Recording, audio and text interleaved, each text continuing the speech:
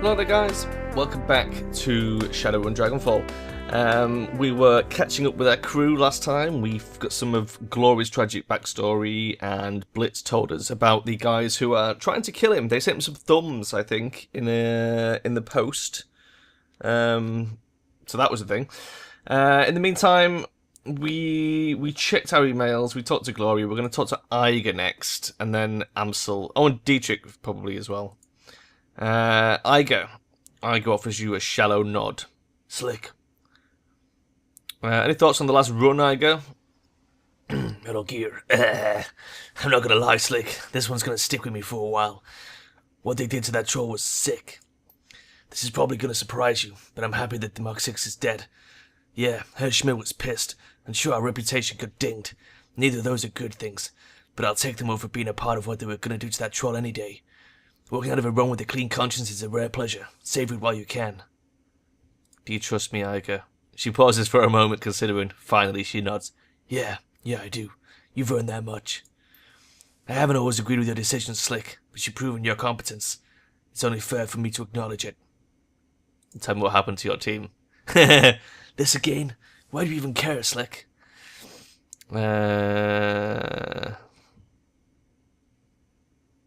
Okay, we'll go with that first one. She slowly nods. Alright, I'll tell you. I suppose you deserve to know. What happened to us was Hoffman. He was a rookie. The kid is some big money corporate exec. He looked good on paper and he made it through KSK training, so he was technically qualified to join the team.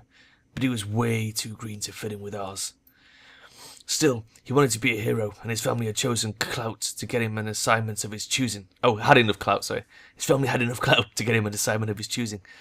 I don't know how many strings Hoffman's daddy had to pull to get him assigned to our team, but he pulled them.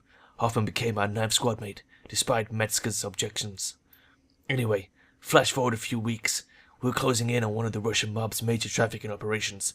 They'd been using a series of warehouses 50 miles from the border as a staging area for their convoys. Women and girls from Eastern Europe were being housed there. When the convoys came, they'd be crammed into cargo containers and hauled across the border into Germany. Go to any brothel along the border and have a look around. Chances are you'll find at least a few girls who spent some time in those warehouses. Slovakians, Hungarians, Poles, you name it, the mob had been smuggling them for over decades. But we were in a position to derail their operation, and we weren't going to let our new addition slow us down. We hit them by surprise, and we hit them hard. Fisher and Braun managed to take down the Banshee that they had patrolling the site. Wolf had reconnaissance drones overhead providing battle attack feeds to the rest of us, and we picked off their gunmen one by one. They had numbers on us, but they didn't know where to hit us. We had eyes in the sky and we had cover and concealment. Every time they thought they had a fix on us, we'd shift position and hit them again. They might as well have been fighting ghosts. Then Hoffman broke cover and gave away our position. And after that, all hell broke loose. Wolf went down first. The sound of it will haunt me for the rest of my days. An explosion, a choked scream, and then this long, drawn-out gurgling sound. Oh no, not Sniper Wolf. No! The flashbacks! Why? Oh man. Poor Sniper Wolf. Oh, okay. Let's carry on. When he died, his drones went down with him, and there were too many hostiles to track without them. I'll spare you the gory details, Slick. Suffice it to say that my team was wiped out. Eiger's face clouds again. You can see the tears begin to well in her eyes. I wish Metzger could die. With a visible effort, she clamps down on her emotions and calms herself. When she speaks again, her voice is flat. I took 3 rounds myself. Had to drag myself back across the Oder-Neisse line into Germany. I almost died.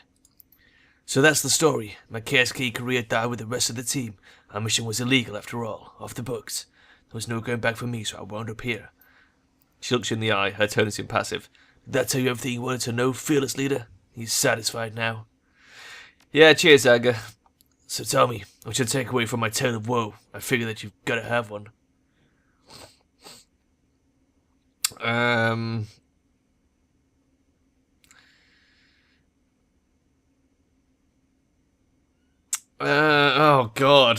god. Do we push her on the Hoffman thing? We're not Hoffman, Eiger. I think she knows we're not Hoffman. And I don't think she is hung up on the past. I don't think she's hung up on it. I think she's afraid to get too involved with the team because we might all die again, maybe. There's that thing of, like, keeping herself distant. I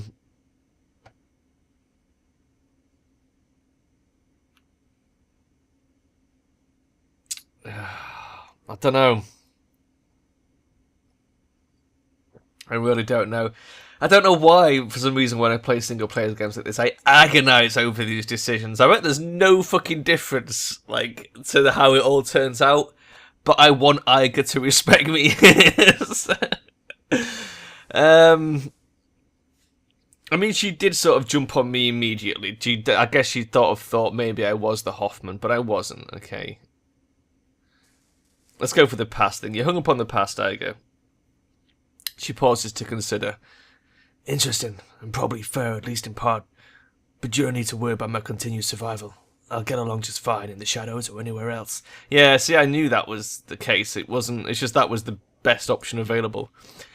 You might be thinking that I judged you too harshly in the beginning because of Hoffman. You'd be right on that count, I probably did. Oh, maybe we should have gone with that one then. Damn it! Metal Gear, but everything else that I said after Monica died was justified, whether you want to believe it or not. Giving you command of this team was a hasty decision, made for the wrong reasons. I stand by that assessment. But between then and now, I've been watching you like a hawk, and you've grown, Slick. You weren't the right choice to lead before, I still believe that, but you are now. Thanks, Eiger. Cheers, bud. Till next time. Good, I think she's forgiven us for our little joke that we had at her expense before as well. Dietrich.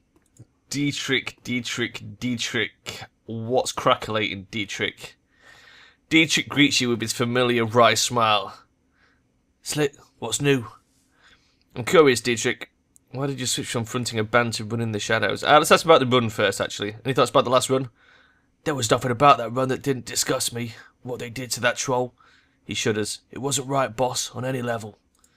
I don't care what anyone else tells you. You listen to me, Slick. What you did killing that thing, it was the right call. Yeah, it cost us some new yen, but letting that thing live would have been a travesty. Okay, I'm curious, Dietrich. What happened with the band? Honestly, working the stage was getting boring, boss. Spitting and screaming at the world was fine and good when I was a kid, but it just didn't do it for me anymore. Wow, you got old, Dietrich. Sad times, mate. I know the feeling. The Dragon Slayer wanted me to fight a real enemy, so I left the band behind and I turned to the shadows. He shrugs. I don't know. Guess I figured that'd be the best way to find one. I'd say you're not wrong about that. Yeah, I guess not. Feels kind of daunting, truth be told, but it's exciting all the same. I've been looking for a worthy adversary for a while now. It's kind of satisfying having a white whale to chase. How long have you been looking for your real enemy? He shrugs. Not too long, ever since I took down the last one. The last one? Of course I might be able to sit around feeling pleased with myself if I followed the Creator or the Moon Maiden, but the Dragon Slayer ain't that kind of idol. If I'm not drinking, I'm fighting, and if I'm not doing either of those things, I'm looking for a bigger, better fight to get in next time. Dietrich produces a flask from his jacket pocket and raises it in salute. It's a remarkably simple code to live by. Who was the last one? Gang boss. Great big orcish bastard called the Wildschwein. Nice. Led the local chapter of the Horde. For the Horde! I'd had my sights set on him and his for a while. They'd hurt a lot of people and I figured they'd pose a challenge.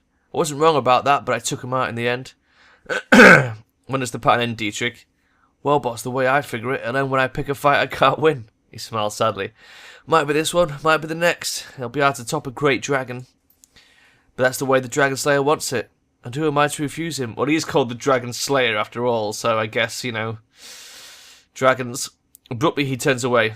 That's enough talk for today, boss. Besides, you've got other things to do, I'm sure. Alright, Dietrich. Thanks, mate. Were there any other DVDs to watch? Did we watch the third DVD?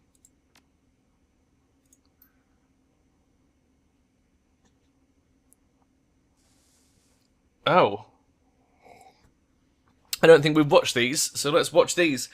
Right, Green Winters. I can't remember what Green Winters' voice was, but it was something sort of panicky, wasn't it? I was thinking about Adrian today. Not as he was when he disappeared, not as the fabled Dragon Slayer, or the big-time CEO of Deal Defense. I was thinking about when we were kids. The Dragon Slayer. I wonder if the Dragon Slayer is Dietrich's god. Well, I was always more of a kid than he was, of course. He's 15 years older than me, in a way. He was more like a parent than a brother. Winters pauses. His gaze drops to an invisible point on the table in front of him. So I was thinking about this time when we were on holiday. Our parents took us out on the island of Powell to enjoy the beach. I must have been about 5 years old. Adrian was 20. It'd be his last family vacation with us. A year later, he'd begin his meteoric rise to fame and fortune. But on this trip, he was my brother. And when I fell out of the little paddle boat that our parents rented and started sinking fast into the Baltic, he was the one who drove in to rescue me. You saved my life that day, Adrian. I love you forever for that. And I will find you. I owe you that much. Track 2. Timestamp. Found an old news article that mentions Adrian from way back in 2036. It was printed in a financial magazine called Das Finanzwesen. Das Finanzwesen. Don't know, that's a really hard word. One of those chic print-based mags that they produce for the retro crowd. There aren't any clues in here, but it's good to see someone else acknowledge its existence. Oh, a scan of the magazine page. SK stock suffers in post-buyout brain drain, November 12, 2039. In the aftermath of the Dragon Luftwaffe's hostile takeover of Seda Krupp... fuck off. Schwerindustriegesellschaft. Schwerindustriegesellschaft, SKI. A continuing brain drain of high-level executives is causing ongoing worry among company shareholders. The company's stock took a major hit when Luftwaffe disposed former CEO Wilhelmina Graf Benoit last August. 3 months later, long-held power positions within the SKI empire continue to empty as the Dragon consolidates its power base. The most recent casualties of Luftwaffe's takeover include Alexandra Kobayashi, former COO of Seda Munitions, Matthias Donner, former treasurer of Ruhr Datafex, and Werner Harding, former CEO of Diehl Defense. Harding stepped into the role to replace Dr. Adrian Vauclair, who disappeared under mysterious circumstances 2 years ago. Witness's face winks back onto the screen. So there you have it. That's what they had to say about Adrian and me 2 years after his disappearance. Oh god, my voice is going. My brother, the footnote. Click. Okay. Track 3. Corrupted. Oh, it's just a corrupted one. That's also corrupted, sad times. This one works. Dr. Vauclair, from the desk of Werner Harding, Dr. Vauclair, 10th of the 9th, 2034. It is my sad duty to inform you, by unanimous vote of the Aufsichtsrat. Your position as CEO of Diehl Defense will be terminated at the end of this calendar month. Your continued misallocation of company funds to pursue personal agendas cannot and will not be tolerated any longer. The supervisory board is not unsympathetic to your mental state. The trauma that you endured during your pursuit of the dragon for Schwingy must have been enormous, but your continuing obsession with the dragon, the dead dragon, I might add, has proven a negative influence on this company and an unjustified drain on company resources. The board wishes you all the best in your future endeavours. Oh, that's always bad when it says that. We have prepared a generous severance package to assist you in this time of transition. If there is anything more we can do to help you, please don't hesitate to ask. Werner Harding. The disc spins down. Eject. Okay, that's the last of the discs for now. Time to speak to Paul Amsel. God damn, Paul Amsel. What have you got to say to us about this decrypted... or encrypted PDA. Amsel calls over his shoulder at the sound of your approach. His eyes are glued to his computer's display.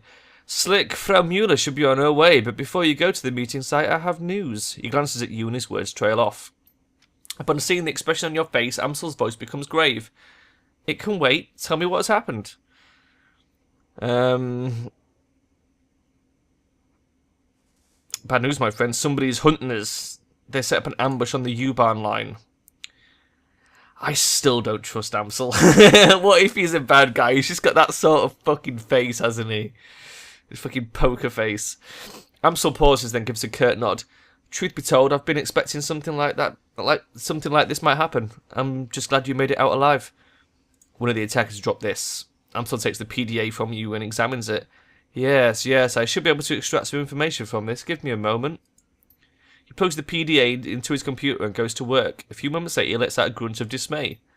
Well, Slick, I was able to recover a file, but unfortunately that's all I'll ever be able to pull off of this thing. Or that anyone will, truth be told. It must have been running some kind of counter-intrusion software. The instant that I gained access, it bricked itself. Amsel disconnects the useless PDA and drops it to the ground. It clatters to a rest on the metal floor. How fucking convenient, Paul Amsel. The thing is, if I was writing this, he would be the bad guy that double-crosses us. He would be the fucking Verschwingy. No, I wouldn't go that far, but he'd definitely be like in the Verschwingy's pocket. Yeah, I don't trust him.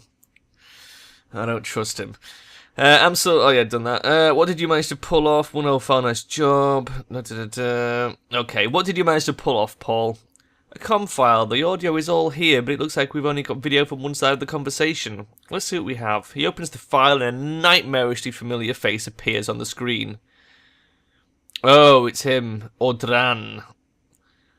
The cyber troll thing.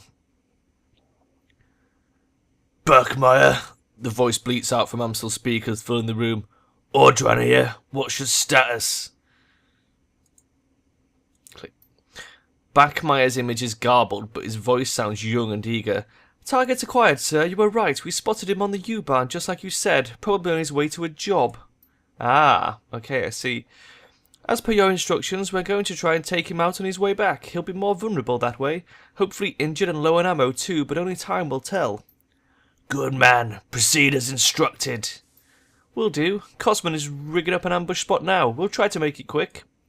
The orc with the nightmare face nods. Send me a comm when the job is done. Audran out.